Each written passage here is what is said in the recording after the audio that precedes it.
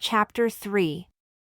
Now behold, it came to pass that I Jacob having ministered much unto my people in word, and I cannot write but a little of my words because of the difficulty of engraving our words upon plates.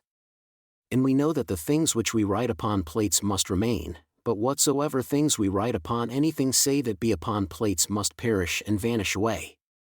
But we can write a few words upon plates which will give our children, and also our beloved brethren, a small degree of knowledge concerning us, or concerning their fathers.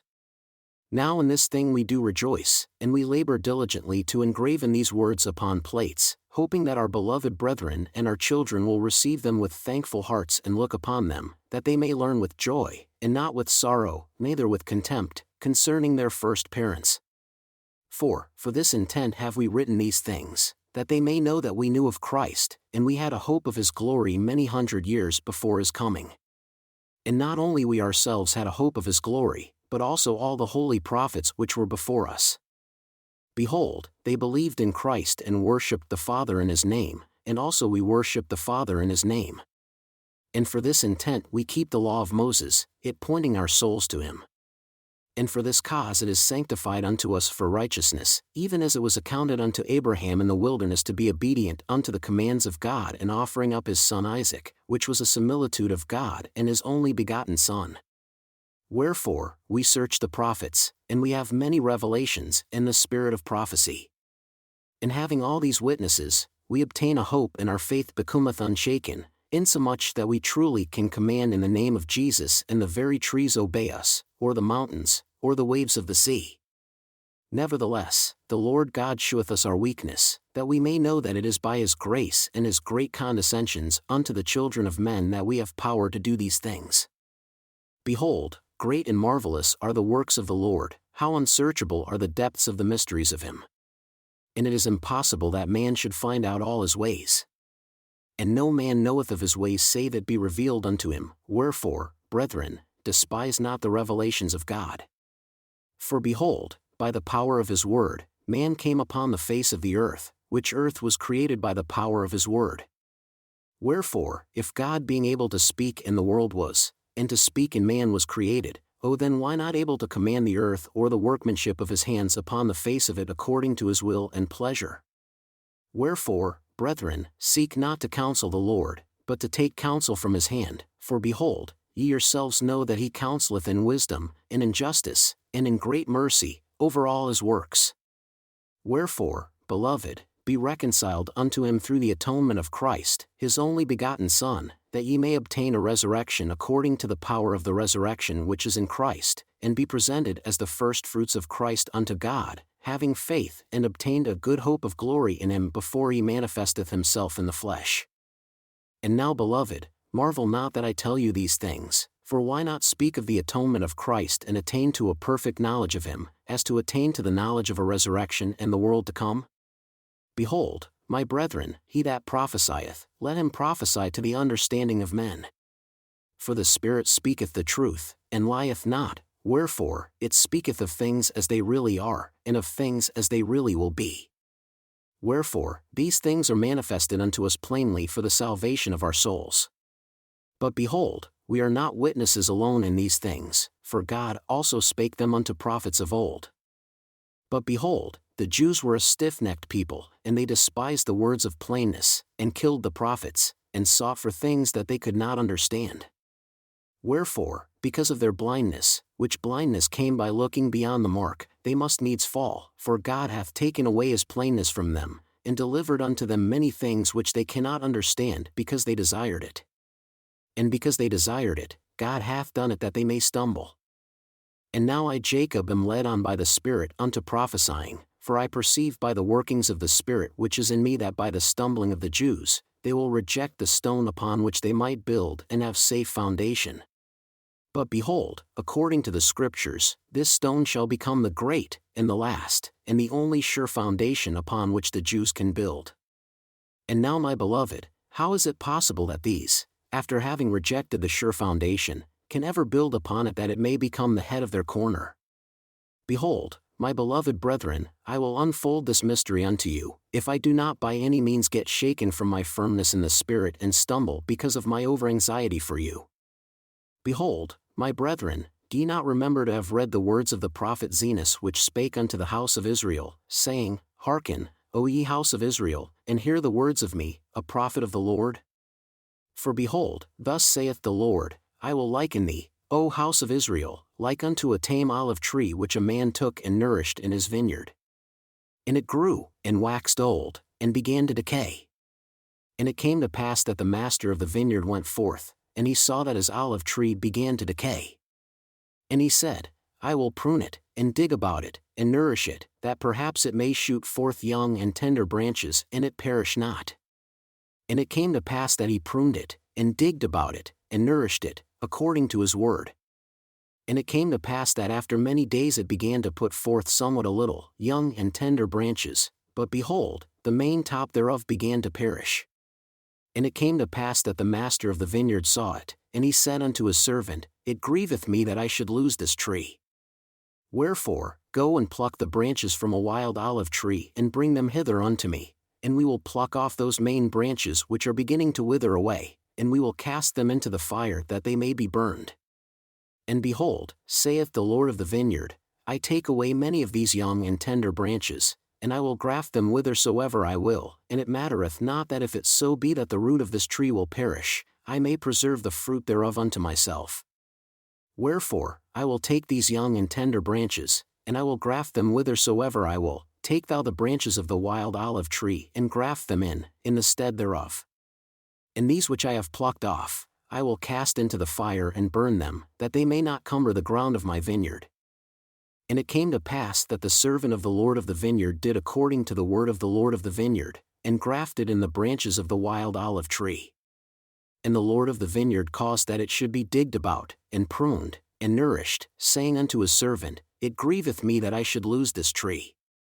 Wherefore, that perhaps I might preserve the roots thereof, that they perish not, that I might preserve them unto myself, I have done this thing. Wherefore, go thy way, watch the tree, and nourish it according to my words. And these will I place in the nethermost part of my vineyard, whithersoever I will, it mattereth not unto thee. And I do it that I may preserve unto myself the natural branches of the tree, and also that I may lay up fruit thereof against the season unto myself, for it grieveth me that I should lose this tree and the fruit thereof. And it came to pass that the Lord of the vineyard went his way and hid the natural branches of the tame olive tree in the nethermost parts of the vineyard, some in one and some in another, according to his will and pleasure. And it came to pass that a long time passed away, and the Lord of the vineyard said unto his servant, Come, let us go down into the vineyard, that we may labor in the vineyard. And it came to pass that the Lord of the vineyard, and also the servant, went down into the vineyard to labor. And it came to pass that the servant said unto his master, Behold, look here, behold the tree. And it came to pass that the Lord of the vineyard looked and beheld the tree in the which the wild olive branches had been grafted, and it had sprang forth and began to bear fruit. And he beheld that it was good, and the fruit thereof was like unto the natural fruit. And he said unto the servant, Behold, the branches of the wild tree hath taken hold of the moisture of the root thereof, that the root thereof hath brought forth much strength. And because of the much strength of the root thereof, the wild branches have brought forth tame fruit. Now, if we had not grafted in these branches, the tree thereof would have perished. And now behold, I shall lay up much fruit which the tree thereof hath brought forth, and the fruit thereof I shall lay up against the season unto mine own self. And it came to pass that the Lord of the vineyard said unto the servant, Come, let us go to the nethermost parts of the vineyard, and behold if the natural branches of the tree hath not brought forth much fruit also, that I may lay up of the fruit thereof against the season unto mine own self. And it came to pass that they went forth, whither the master of the vineyard had hid the natural branches of the tree, and he said unto the servant, Behold these. And he beheld the first, that it had brought forth much fruit, and he beheld also that it was good. And he said unto the servant, Take of the fruit thereof and lay it up against the season, that I may preserve it unto mine own self. For behold, said he, this long time have I nourished it, and it hath brought forth much fruit. And it came to pass that the servant said unto his master, How camest thou hither to plant this tree, or this branch of the tree? For behold, it was the poorest spot in all the land of thy vineyard. And the Lord of the vineyard said unto him, Counsel me not. I knew that it was a poor spot of ground, wherefore, I said unto thee, I have nourished it this long time, and thou beholdest that it hath brought forth much fruit. And it came to pass that the Lord of the vineyard said unto his servant, Look hither. Behold, I have planted another branch of the tree also, and thou knowest that this spot of ground was poorer than the first, but behold the tree. I have nourished it this long time, and it hath brought forth much fruit. Therefore, gather it and lay it up against the season, that I may preserve it unto mine own self. And it came to pass that the Lord of the vineyard said again unto his servant, Look hither, and behold another branch also which I have planted. Behold that I have nourished also, and it hath brought forth fruit. And he said unto the servant, Look hither, and behold the last. Behold, this have I planted in a good spot of ground, and I have nourished it this long time, and only a part of the tree hath brought forth tame fruit, and the other part of the tree hath brought forth wild fruit. Behold, I have nourished this tree like unto the others. And it came to pass that the Lord of the vineyard said unto the servant, Pluck off the branches that have not brought forth good fruit, and cast them into the fire. But behold, the servant said unto him, Let us prune it, and dig about it, and nourish it a little longer, that perhaps it may bring forth good fruit unto thee, that thou canst lay it up against the season. And it came to pass that the Lord of the vineyard, and the servant of the Lord of the vineyard, did nourish all the fruit of the vineyard. And it came to pass that a long time had passed away, and the Lord of the vineyard said unto his servant, Come, let us go down in the vineyard, that we may labor again in the vineyard. For behold, the time draweth near, and the end soon cometh. Wherefore, I must lay up fruit against the season unto mine own self. And it came to pass that the Lord of the vineyard and the servant went down into the vineyard, and they came to the tree whose natural branches had been broken off and the wild branches had been grafted in, and behold, all sorts of fruit did cumber the tree. And it came to pass that the Lord of the vineyard did taste of the fruit, every sort according to its number. And the Lord of the vineyard said, Behold, this long time have we nourished this tree, and I have laid up unto myself against the season much fruit. But behold, this time it hath brought forth much fruit, and there is none of it which is good. And behold, there are all kinds of bad fruit, and it profiteth me nothing, notwithstanding all our labor, and now it grieveth me that I should lose this tree. And the Lord of the vineyard said unto the servant, What shall we do unto the tree that I may preserve again good fruit thereof unto mine own self? And the servant said unto his master, Behold, because thou didst graft in the branches of the wild olive tree, they have nourished the roots, that they are alive and they have not perished, wherefore, thou beholdest that they are yet good. And it came to pass that the Lord of the vineyard said unto his servant, The tree profiteth me nothing, and the roots thereof profiteth me nothing, so long as it shall bring forth evil fruit. Nevertheless, I know that the roots are good, and for mine own purpose I have preserved them.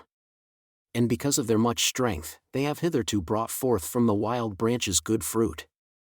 But behold, the wild branches have grown and have overran the roots thereof. And because that the wild branches have overcome the roots thereof, it hath brought forth much evil fruit.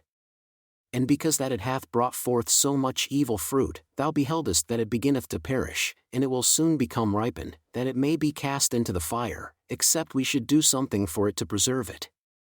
And it came to pass that the Lord of the vineyard said unto his servant, Let us go down into the nethermost parts of the vineyard, and behold if the natural branches have also brought forth evil fruit. And it came to pass that they went down into the nethermost parts of the vineyard. And it came to pass that they beheld that the fruit of the natural branches had become corrupt also, yea, the first, and the second, and also the last, and they had all become corrupt. And the wild fruit of the last had overcome that part of the tree which brought forth good fruit, even that the branch had withered away and died. And it came to pass that the Lord of the vineyard wept and said unto the servant, What could I have done more for my vineyard? Behold, I knew that all the fruit of the vineyard, save it were these, had become corrupted. And now these, which have once brought forth good fruit, have also become corrupted. And now all the trees of my vineyard are good for nothing, save it be to be hewn down and cast into the fire. And behold, this last, whose branch hath withered away, I did plant in a good spot of ground, yea, even that which was choice unto me, above all other parts of the land of my vineyard. And thou beholdest that I also cut down that which cumbered this spot of ground, that I might plant this tree in the stead thereof. And thou beholdest that a part thereof brought forth good fruit, and the part thereof brought forth wild fruit. And because I plucked not the branches thereof and cast them into the fire, behold, they have overcome the good branch, that it has withered away.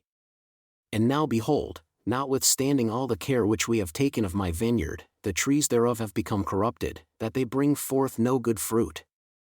And these I had hoped to preserve, to have laid up fruit thereof against the season unto mine own self. But behold, they have become like unto the wild olive tree, and they are of no worth but to be hewn down and cast into the fire, and it grieveth me that I should lose them. But what could I have done more in my vineyard? Have I slackened mine hand, that I have not nourished it? Nay, I have nourished it, and I have digged about it, and I have pruned it, and I have dunged it, and I have stretched forth mine hand almost all the day long, and the end draweth nigh. And it grieveth me that I should hew down all the trees of my vineyard and cast them into the fire that they should be burned. Who is it that has corrupted my vineyard? And it came to pass that the servant said unto his master, Is it not the loftiness of thy vineyard? Hath not the branches thereof overcome the roots which are good? And because the branches have overcome the roots thereof, behold, they grew faster than the strength of the roots, taking strength unto themselves. Behold, I say, is not this the cause that the trees of thy vineyard have become corrupted? And it came to pass that the Lord of the vineyard said unto the servant, Let us go to, and hew down the trees of the vineyard, and cast them into the fire, that they shall not cumber the ground of my vineyard, for I have done all. What could I have done more for my vineyard? But behold, the servant said unto the Lord of the vineyard, Spare it a little longer. And the Lord said, Yea, I will spare it a little longer, for it grieveth me that I should lose the trees of my vineyard. Wherefore, let us take of the branches of these which I have planted in the nethermost parts of my vineyard, and let us graft them into the tree from whence they came. And let us pluck from the tree those branches whose fruit is most bitter, and graft in the natural branches of the tree in the stead thereof. And this will I do that the tree may not perish, that perhaps I may preserve unto myself the roots thereof for mine own purpose. And behold, the roots of the natural branches of the tree which I planted whithersoever I would are yet alive. Wherefore, that I may preserve them also for mine own purpose, I will take of the branches of this tree, and I will graft them in unto them. Yea, I will graft in unto them the branches of their mother tree, that I may preserve the roots also unto mine own self, that when they shall be sufficiently strong, perhaps they may bring forth good fruit unto me, and I may yet have glory in the fruit of my vineyard. And it came to pass that they took from the natural tree which had become wild, and grafted in unto the natural trees which also had become wild. And they also took of the natural trees which had become wild and grafted into their mother tree. And the Lord of the vineyard saith unto the servant, Pluck not the wild branches from the trees, save it be those which are most bitter, and in them ye shall graft according to that which I have said. And we will nourish again the trees of the vineyard, and we will trim up the branches thereof, and we will pluck from the trees those branches which are ripened that must perish and cast them into the fire. And this I do that perhaps the roots thereof may take strength because of their goodness, and because of the change of the branches, that the good may overcome the evil. And because that I have preserved the natural branches and the roots thereof, and that I have grafted in the natural branches again into their mother tree, and have preserved the roots of their mother tree, that perhaps the trees of my vineyard may bring forth again good fruit, and that I may have joy again in the fruit of my vineyard, and perhaps that I may rejoice exceedingly that I have preserved the roots and the branches of the first fruit. Wherefore, go to, and call servants, that we may labor diligently with our mites in the vineyard, that we may prepare the way, that I may bring forth again the natural fruit, which natural fruit is good, and the most precious above all other fruit. Wherefore, let us go to and labor with our mites this last time, for behold, the end draweth nigh, and this is for the last time that I shall prune my vineyard. Graft in the branches. Begin at the last, that they may be first and that the first may be last, and dig about the trees, both old and young, the first and the last and the first, that all may be nourished once again for the last time. Wherefore, dig about them, and prune them, and dung them once more for the last time, for the end draweth nigh. And if it so be that these last grafts shall grow and bring forth the natural fruit, then shall ye prepare the way for them that they may grow. And as they begin to grow, ye shall clear away the branches which bring forth bitter fruit, according to the strength of the good and the size thereof. And ye shall not clear away the bad thereof all at once, lest the roots thereof should be too strong for the graft, and the graft thereof shall perish, and I lose the trees of my vineyard, for it grieveth me that I should lose the trees of my vineyard. Wherefore, ye shall clear away the bad according as the good shall grow, that the root and the top may be equal in strength, until the good shall overcome the bad, and the bad be hewn down and cast into the fire, that they cumber not the ground of my vineyard. And thus will I sweep away the bad out of my vineyard. And the branches of the natural tree will I graft in again into the natural tree, and the branches of the natural tree will I graft into the natural branches of the tree, and thus will I bring them together again, that they shall bring forth the natural fruit, and they shall be one. And the bad shall be cast away, yea, even out of all the land of my vineyard, for behold, only this once will I prune my vineyard. And it came to pass that the Lord of the vineyard sent his servant, and the servant went and did as the Lord had commanded him, and brought other servants, and they were few. And the Lord of the vineyard said unto them, Go to and labor in the vineyard with your mites, for behold, this is the last time that I shall nourish my vineyard, for the end is nigh at hand, and the season speedily cometh. And if ye labor with your mites with me, ye shall have joy in the fruit which I shall lay up unto myself against the time which will soon come. And it came to pass that the servants did go and labor with their mites, and the Lord of the vineyard labored also with them. And they did obey the commandments of the Lord of the vineyard in all things. And there began to be the natural fruit again in the vineyard. And the natural branches began to grow and thrive exceedingly, and the wild branches began to be plucked off and to be cast away, and they did keep the root and the top thereof equal, according to the strength thereof. And thus they labored with all diligence, according to the commandments of the Lord of the vineyard, even until the bad had been cast away out of the vineyard, and the Lord had preserved unto himself, that the trees had become again the natural fruit. And they became like unto one body, and the fruit were equal. And the Lord of the vineyard had preserved unto himself the natural fruit, which was most precious unto him from the beginning. And it came to pass that when the Lord of the vineyard saw that his fruit was good, and that his vineyard was no more corrupt, he called up his servants and said unto them, Behold, for this last time have we nourished my vineyard. And thou beholdest that I have done according to my will, and I have preserved the natural fruit, that it is good, even like as it was in the beginning. And blessed art thou, for because ye have been diligent in laboring with me in my vineyard, and have kept my commandments, and have brought unto me again the natural fruit, that my vineyard is no more corrupted and the bad is cast away, behold, ye shall have joy with me because of the fruit of my vineyard.